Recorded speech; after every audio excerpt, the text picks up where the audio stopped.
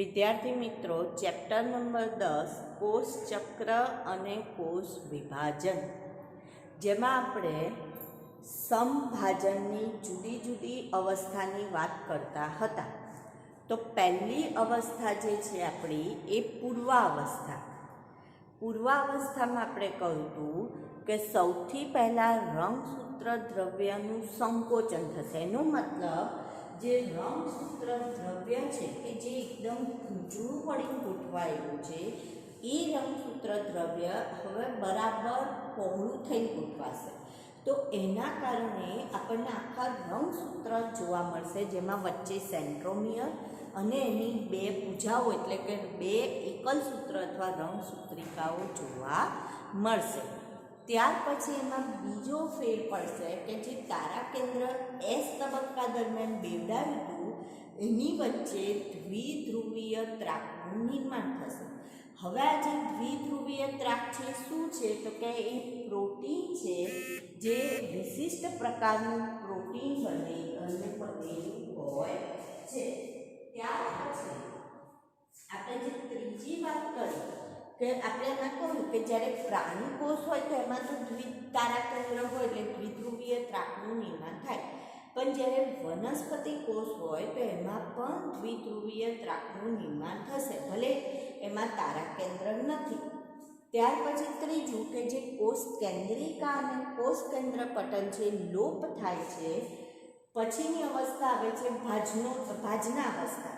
તો ભાજના અવસ્થા દરમિયાન સંપૂર્ણપણે કોષ કેન્દ્ર પટલ અને કોષ કેન્દ્રિકા અદૃશ્ય થઈ જાય.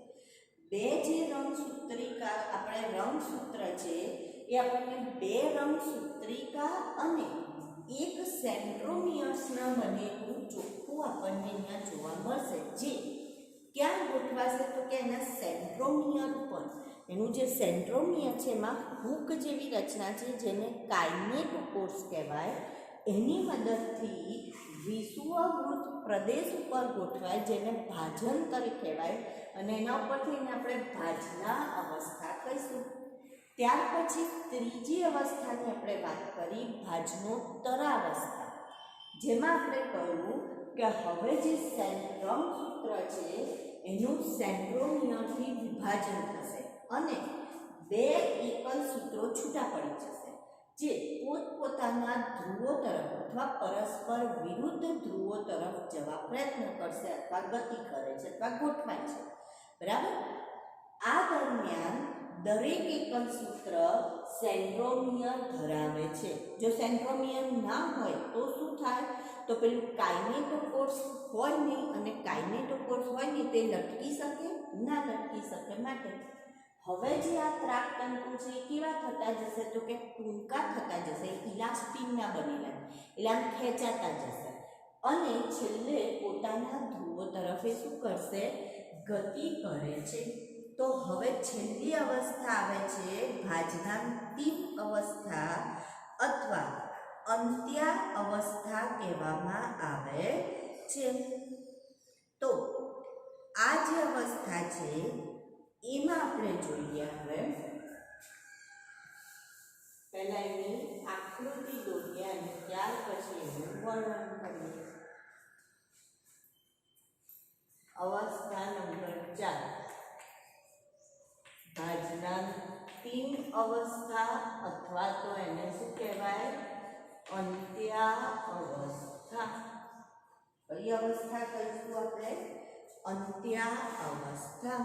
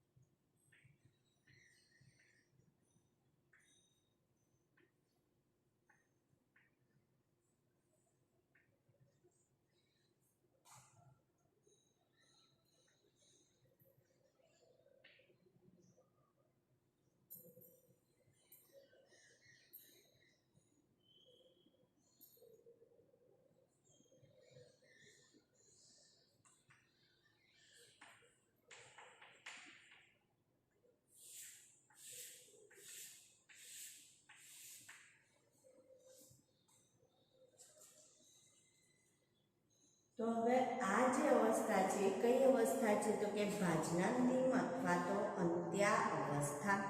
તો આની અંદર હવે આપણે જોઈશું કે દરેક જે ધ્રુવ છે એના ઉપર રંગસૂત્રો જે છે એ હવે વિસ્તરણ પામશે. પહેલા સંકોચન થયું હતું, હવે રંગસૂત્રનું શું થશે તો કે રંગસૂત્ર વિસ્તરણ પામશે. એટલે હવે શેના તરીકે તો કે રંગસૂત્ર જાળ તરીકે. એટલે આપણને સેન્ટ્રોમિયર, રંગસૂત્રિકા એવા જોવા મળતા નથી. શેના તરીકે જોવા મળશે તો કે રંગસૂત્ર દ્રવ્ય તરીકે જોવા મળશે. શેના તરીકે? રંગસૂત્ર દ્રવ્ય તરીકે જોવા મળશે.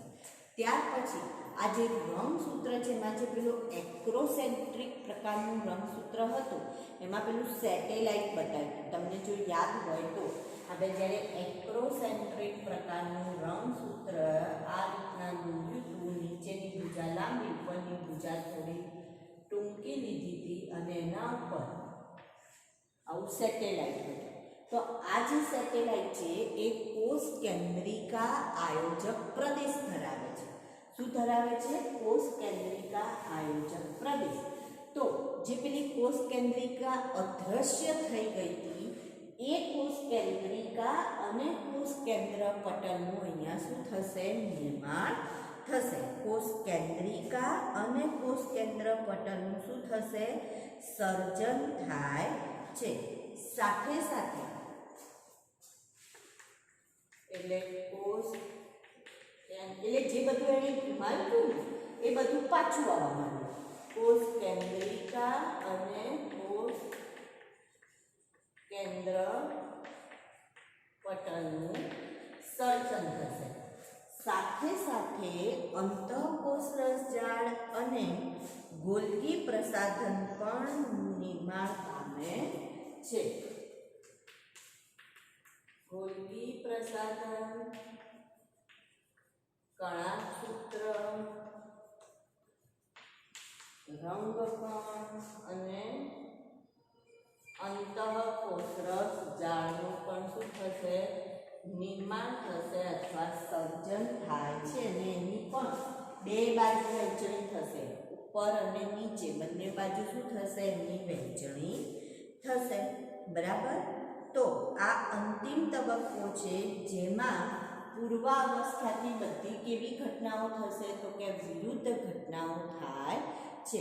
તો પૂર્વાવસ્થા, ભાજનાવસ્થા, ભાજનોત્તરાવસ્થા અને ભાજનાંતિમ અવસ્થા એવી 4 અવસ્થાઓની આપણે વાત કરીએ છીએ. ત્યાર અહીંયા આપણને એવું કહે છે કે જે આપણી આ અંત્યાવસ્થા છે એની વિશિષ્ટતાઓની વાત કરીએ તો સૌથી પહેલી વિશિષ્ટતા કે રંગસૂત્રો વિરુદ્ધ ધ્રુવો તરફ એકત્રિત થાય છે અને પોતાની સ્વતંત્ર ઓળખાણ. જો રંગસૂત્ર વિરુદ્ધ ધ્રુવો ઉપર એકત્રિત થયા અને પોતાની સ્વતંત્ર ઓળખાણ ગુમાવે છે. એનો મતલબ હવે એને રંગસૂત્ર તરીકે નહીં, કારણ કે એ જાળાની જેમ ગોઠવાઈ ગયા એટલે હવે એને આપણે શેના તરીકે ઓળખીશું તો કે રંગસૂત્ર દ્રવ્ય તરીકે ઓળખાય છે.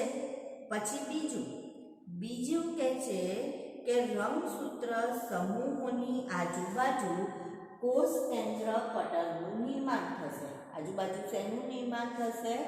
કોષ કેન્દ્ર પટલનું નિર્માણ. અને ત્રીજું કોષ કેન્દ્રિકા, ગોલ્ગી પ્રસાધન, એટલે કે અંતઃકોષ રસજાળનું પણ નિર્માણ થાય છે.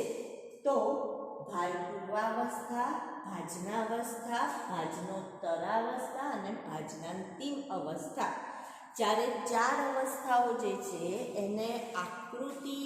જો તમને એવો પ્રશ્ન પૂછાય કે કોષ વિભાજનમાં સમવિભાજનની અથવા સમભાજનની અવસ્થાઓની આકૃતિ દોરી, કોઈ પણ 2 અવસ્થા વિશે અથવા કોઈ પણ 1 અવસ્થા વિશે વર્ણવો તો પહેલાં 4ની આકૃતિ દોરવી પડે. એના પહેલાં કોષ વિભાજનની વ્યાખ્યા લખવી પડે અને એના પ્રકારોમાં સમભાજન અને અર્ધીકરણ, પછી એનું તફાવત નહીં લખવાનું, પછી સમભાજન કરીને એની વ્યાખ્યા લખવાની, પછી એને સળંગ પ્રક્રિયા છે પરંતુ તેને 4 અવસ્થાઓમાં વહેંચવામાં આવે છે. અભ્યાસની સરળતા ખાતર પૂર્વાવસ્થા, ભાજનાવસ્થા, ભાજનોત્તરાવસ્થા અને ભાજનાંતિમ અવસ્થા.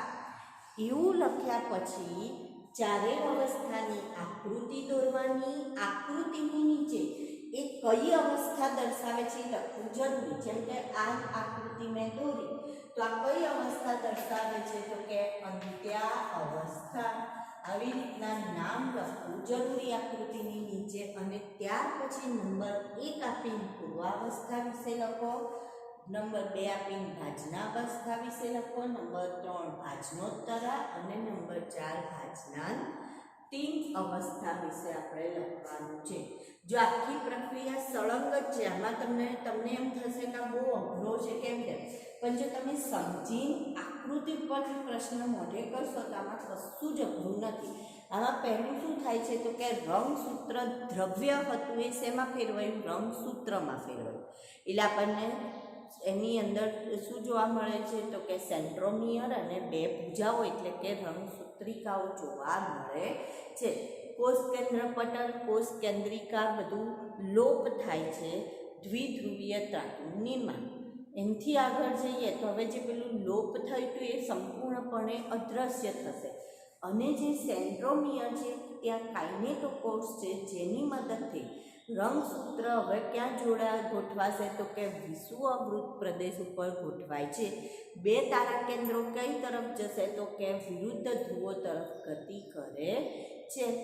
એનાથી આગળ હવે જ્યારે આ સેન્ટ્રોમિયરથી રંગસૂત્રિકાઓનું અથવા રંગસૂત્રનું વિભાજન થઈ 2 એકલ સૂત્રિકાઓ છૂટી પડશે અને તે પોતપોતાના ધ્રુવો તરફ ગતિ કરશે. ત્યાર પછી દ્વિધ્રુવીયતા પણ શું પામી જશે તો કે સંકોચન પામશે, ટૂંકો બનશે અને કઈ તરફ જશે તો કે પોતાના ધ્રુવ તરફ જાય છે. અને છેલ્લે જે પેલી કોષ કેન્દ્રિકા, કોષ કેન્દ્ર પટલ અદૃશ્ય થયું હતું એ તો આવ્યું જ, પણ સાથે સાથે ગોલ્ગી પ્રસારણ અંતઃકોષરસ જાળ પણ આવે છે અને એ પોતપોતાના ધ્રુવો તરફ આ રીતના ગોઠવણી કરશે.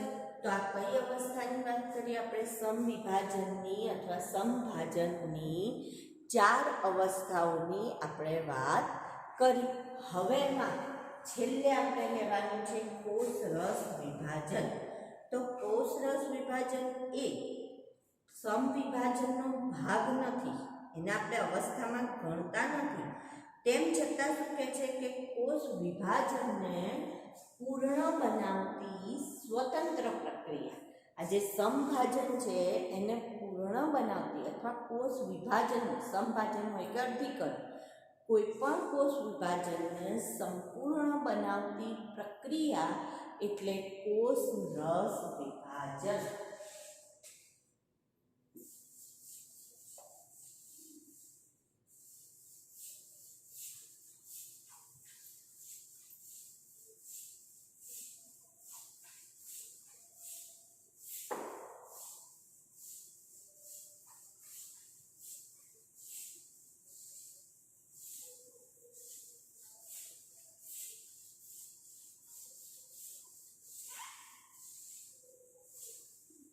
તો હવે પહેલા આપણે કોષરસ વિભાજનની વાત કરીએ.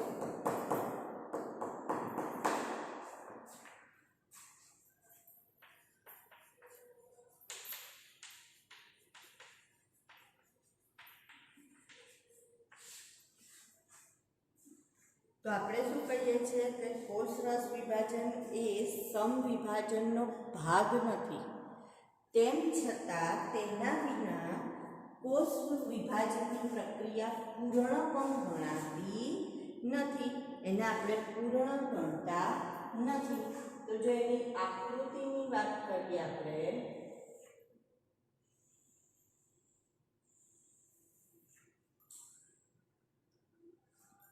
તો આકૃતિમાં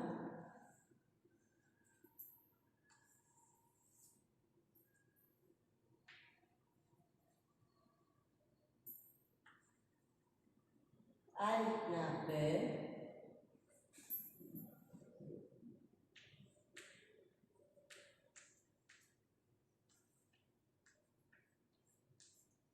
ક્રોસ દોર દેવાનું, બરાબર.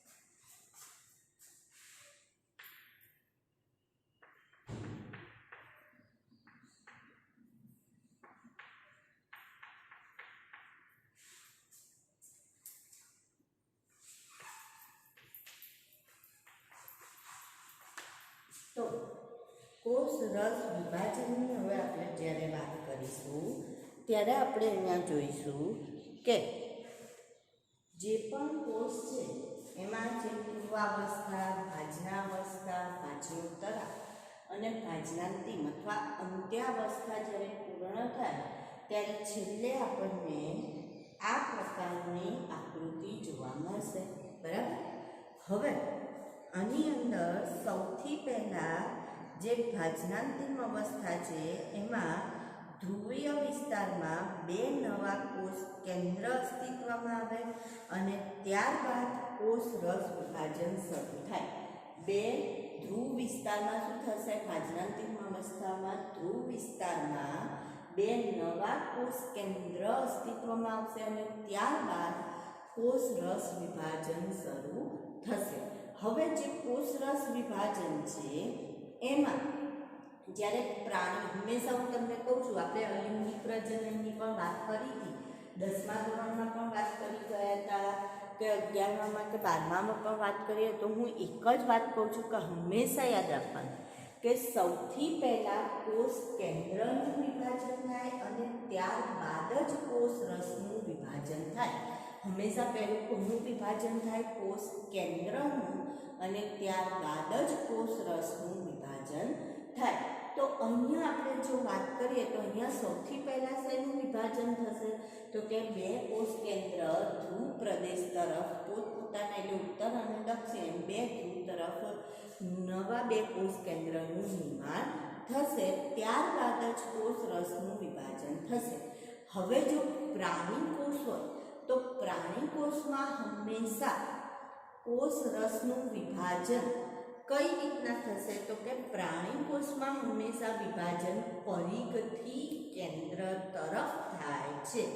કઈ રીતના થાય છે? પરિઘથી કેન્દ્ર તરફ થાય છે પ્રાણી કોષમાં. એટલે એને ઉપસંકોચનની પ્રક્રિયા કહેવાય. કોઈ પણ એક પ્રાણી કોષ હોય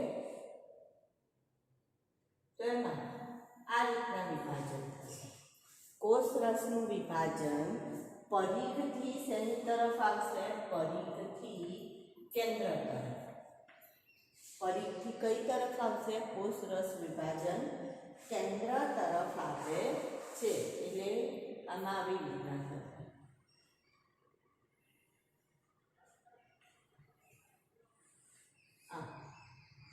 છેવટે શું બની જશે? તો કે એક આ કોષ બની જશે ને આ બીજો કોષ બની જશે, આવી રીતના. તો આને ઉપસંકોચન કહેવાય.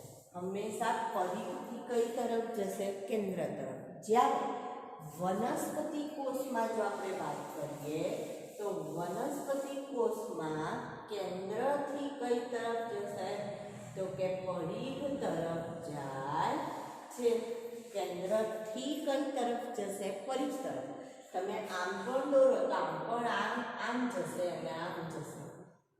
તો એનો મતલબ પરિઘથી કયા તરફ ગયું? કેન્દ્ર તરફ. પણ જો વનસ્પતિ કોષ હોય તો કેન્દ્રથી કઈ તરફ વિકાસ પામશે? કોષ રસ તો કે કેન્દ્રથી પરિઘ તરફ જાય છે. કેન્દ્રથી કઈ તરફ જશે? પરિઘ તરફ જશે. એટલે આપણે પ્રાણી પરિઘ, પહેલું પ્રાણી પરિઘ, બરાબર.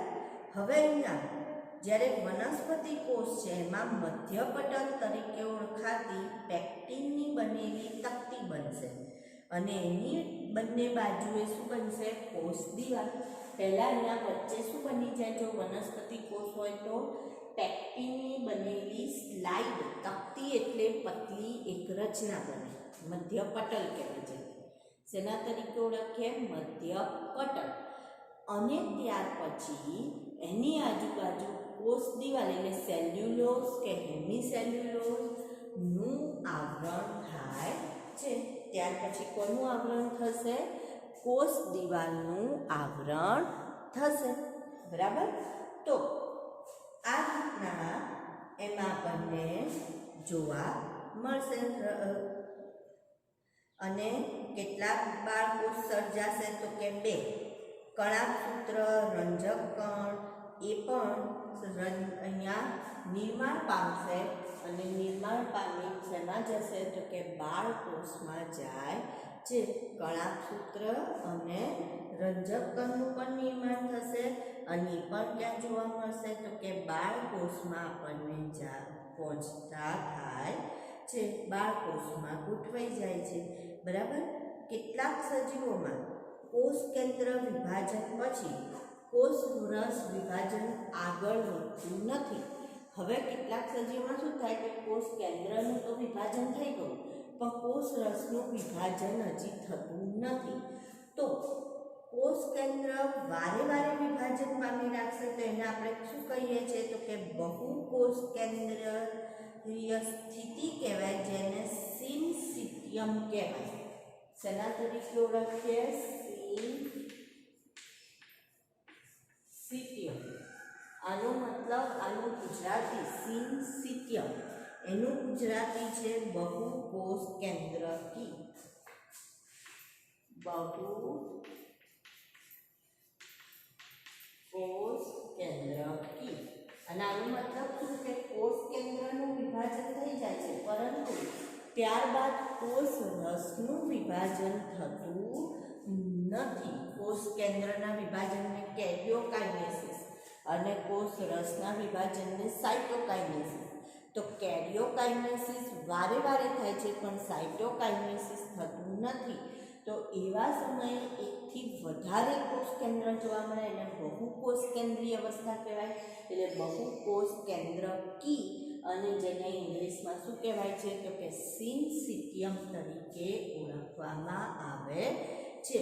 તો સમભાજનમાં આપણે કેટલી અવસ્થા જોઈ? 4 અવસ્થા. કઈ કઈ અવસ્થા છે? તો કે પૂર્વાવસ્થા, ભાજનાવસ્થા, ભાજનોત્તરાવસ્થા અને ભાજનાંતિમ અથવા અંત્યાવસ્થા. આવી 4 અવસ્થાઓ જોઈ. ત્યાર પછી આપણે વાત કરી કે કોષ રસ વિભાજન. તો એના વિના સમભાજનની પ્રક્રિયા પૂર્ણ ગણાય નહીં. જ્યાં સુધી કોષ રસ વિભાજન ન થાય, કોષ કેન્દ્ર તો બની ગયા એકમાંથી 2. હવે તમે અહીંયા પણ જુઓ કે જ્યારે આપણે શરૂઆત કરી હતી ત્યારે પૂર્વાવસ્થામાં આપણે જે રંગસૂત્ર દોર્યા હતા, તો કેટલા રંગસૂત્ર દોર્યા હતા? 3. તમે પહેલી આકૃતિને રિવાઇઝ કરો મનમાં તો કેટલા દોર્યા હતા? 3 રંગસૂત્ર દોર્યા હતા. તો અહીંયા જે પણ બાળકોષ બને છે એમાં કેટલા રંગસૂત્ર છે? તો 3 છે. એનો મતલબ બાળકોષ પિતૃકોષ જેટલા જ રંગસૂત્ર ધરાવે છે, માટે આને શું કહેવાય છે? સમભાજન તરીકે ઓળખવામાં આવે છે, બરાબર. એને શેના તરીકે ઓળખીશું આપણે? સમભાજન તરીકે ઓળખીએ છીએ. તો એકમાંથી, અને આપણે પણ કહું હતું કે સમભાજનના અંતે એકમાંથી કેટલા કોષ બને છે? તો કે હંમેશા એકમાંથી 2 જ બાળકોષ બને છે. તો અહીંયા સમભાજનની પ્રક્રિયા આ રીતના આપણી પૂર્ણ થાય છે. જો કોષ રસ વિભાજન ન થાય અને માત્ર કોષ કેન્દ્રનું જ વારંવાર વિભાજન થઈ રાખે તો એ કઈ સ્થિતિનું નિર્માણ કરશે? તો કે બહુકોષ કેન્દ્રીય સ્થિતિનું નિર્માણ કરશે, જેને બહુકોષ કેન્દ્રકી અથવા સિનસિટિયમ તરીકે પણ ઓળખવામાં આવે છે. હવે એનાથી આગળ સિનસિટિયમની આપણે વાત કરી ગયા. ત્યાર પછી જો જોડણીમાં હોય તો ટીમાં આ બાજુ પણ આવી શકે છે. હવે ત્યાર પછી આપણે વાત કરવાની છે સમભાજનનું મહત્વ, કે સમભાજનનું શું મહત્વ છે. બરાબર, તમને એવો પ્રશ્ન પૂછાય કે બહુકોષ કેન્દ્રની પરિસ્થિતિ ક્યારે નિર્માણ પામે? તો જ્યારે કોષ કેન્દ્રનું તો વિભાજન થઈ જાય છે, પરંતુ કેટલાક કોષોમાં કોષ રસનું વિભાજન આગળ વધતું નથી, અટકી જાય, કોઈ પણ કારણોસર અટકી જાય. તો એવા સમયે બહુકોષ કેન્દ્રીય સ્થિતિ નિર્માણ પામે છે, જેને બહુકોષ કેન્દ્રકી અથવા સિનસિટિયમ તરીકે ઓળખવામાં આવે. બરાબર, હવે આપણે સમભાજનનું મહત્વ જોઈએ. તો જ્યારે પણ આપણને સમવિભાજન વિશે પૂછાય અથવા સમભાજન વિશે પૂછાય, સમવિભાજન સમભાજન એક જ અથવા સમસૂત્ર, તો એમાં તમારે પહેલાં સમભાજનની વ્યાખ્યા લખવાની, પછી એની 4 અવસ્થાઓના નામ, 4 અવસ્થાઓની આકૃતિ, અને ત્યાર પછી કોઈ પણ 2 અવસ્થાનું વર્ણન કરવું હોય તો 2 અવસ્થાનું, બધી અવસ્થાનું વર્ણન કરવું હોય તો બધી અવસ્થાનું વર્ણન કરવાનું. હવે એનું મહત્વ, તો જો મહત્વ જુદું પૂછાય એ એની અંદર નથી લખવાનું. પ્રશ્નમાં એવું પૂછાયું હોય કે તેનું મહત્વ જણાવો તો જ તમારે એનું મહત્વ લખવાનું રહેશે. તો સૌથી પહેલું જો એના મહત્વની વાત કરીએ તો જે પણ નિર્માણ પામેલ દ્વિકીય બાળકોષ છે એમાં સમાન આનુવંશિક દ્રવ્ય હોય છે. સમભાજન દ્વારા, જો પહેલો મુદ્દો લખું, સમભાજન દ્વારા નિર્માણ પામેલ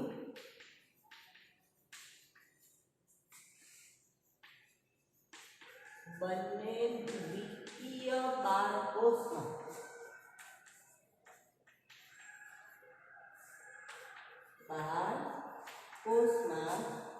સમાન આનુવંશિક દ્રવ્ય. કોને સમાન હશે? તેના પિતૃને સરખી સંખ્યામાં હશે ને. બરાબર છે. આપણે શું કહ્યું હતું કે જો 3 રંગસૂત્ર હોય પિતૃમાં તો સંતતિમાં પણ કેટલા ઉતરી આવે છે? તો કે 3 રંગસૂત્ર જ ઉતરી આવે છે. પછી બીજું, બહુકોષી સજીવોની વૃદ્ધિ માટે જવાબદાર છે અથવા જરૂરી છે. બહુકોષી કારણ કે એક કરતાં વધારે કોષો એમને જરૂર છે. તો જેમ જેમ સમભાજન થઈ રાખશે તો 1 માંથી 2, 2 માંથી 4, 4 માંથી 8 એમ કોષો બનતા જશે.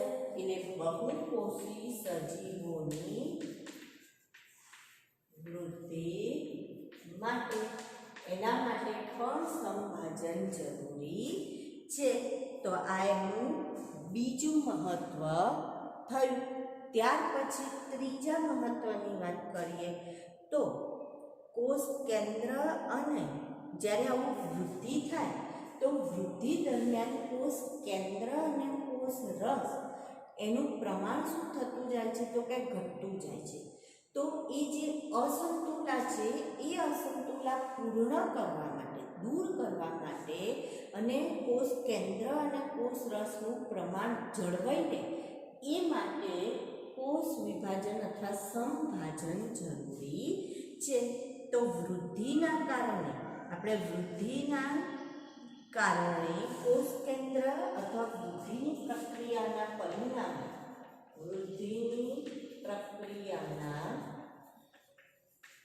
પરિણામે શું ઓછું થઈ જાય છે? કોષ રસ અને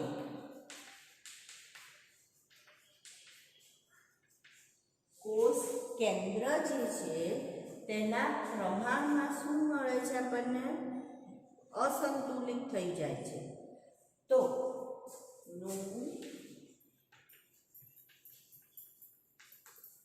પ્રમાણ અસંતુલિત થાય છે, તો આ જે અસંતુલિત પ્રમાણ છે એને સંતુલિત કરવા માટે કોષ કેન્દ્ર જરૂરી કોષ વિભાજન જરૂરી છે. તો કોષ રસ અને કોષ કેન્દ્રનું પ્રમાણ જાળવી રાખવા માટે સંભાજન જરૂરી છે. પછી સૌથી અગત્યનું કે જે પ્રાણી કોષ છે એમાં જે અધિચ્છદીય પેશી કે એની આપણે વાત કરીએ તો એ ઘસારો લગાડે તો કોષોના સમારકામ માટે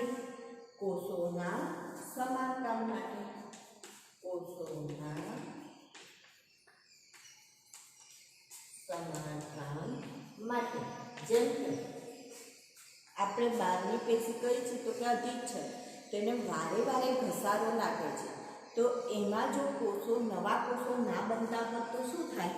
તો પેલું ઘસારાથી ધારો કે તમને ઘા પડ્યો અને ચીરો પડ્યો તો તમે જુઓ છો કે થોડા ટાઈમમાં ઉપર નવી સ્કીન આવી જાય છે કે નથી આવતી, બરાબર? તો એનો મતલબ જૂના જે કોષો હતા એ દૂર થયા અને એના સ્થાને શું થઈ ગયું? નવા કોષોનો ઉમેરો થઈ ગયો. તો ધારો કે અધિચ્છદીય કોષ છે અથવા તો અન્નમાર્ગનું અંદરનું અસ્તર છે અથવા તો આપણા રુધિર કોષો, જેમ મેં તમને કહું હતું કે રક્તકણનું આયુષ્ય 120 દિવસ, તો એ દૂર થાય છે અને એના સ્થાને શું થાય છે તો કે નવા કોષોનો ઉમેરો થાય છે. તો આવું શક્ય બને છે આના કારણે, સંભાજનના કારણે. અને છેલ્લે અગ્રસ્થ અને પાર્શ્વસ્થ જે એધા જેવી વર્ધનશીલ પેશીઓ છે એમાં સમભાજન દ્વારા જીવન પર્યંત વનસ્પતિ વૃદ્ધિ કરી શકે છે. અગ્રસ્થ અને પાર્શ્વસ્થ જે વર્ધનશીલ પેશી છે એના કોષો કેવા છે તો કે વિભાજનશીલ હોય છે. તો વિભાજનશીલ એટલે એમાં સમભાજન થાય છે અને એના કારણે વનસ્પતિમાં વૃદ્ધિ કેવી છે તો કે જીવન પર્યંત વૃદ્ધિ થાય છે. વનસ્પતિમાં જીવન પર્યંત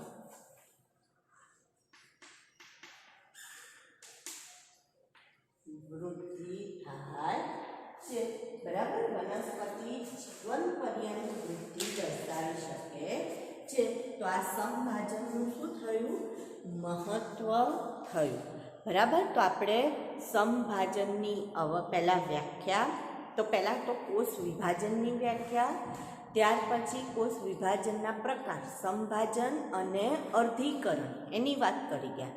ત્યાર પછી આપણે સમભાજનની 4 અવસ્થાઓ, પૂર્વાવસ્થા, ભાજનાવસ્થા, ભાજનોત્તરા અને ભાજનાંતિમ અથવા અંત્યાવસ્થાની વાત કરી.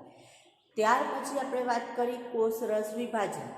કોષરસ વિભાજનની એની અવસ્થા નથી, પરંતુ જો કોષરસ વિભાજન ન થાય તો સમભાજનની પ્રક્રિયા પૂર્ણ ગણાય નહીં. અને છેલ્લે આપણે શેની વાત કરી તો સમભાજનનું સજીવમાં શું મહત્ત્વ છે એની આપણે વાત કરી.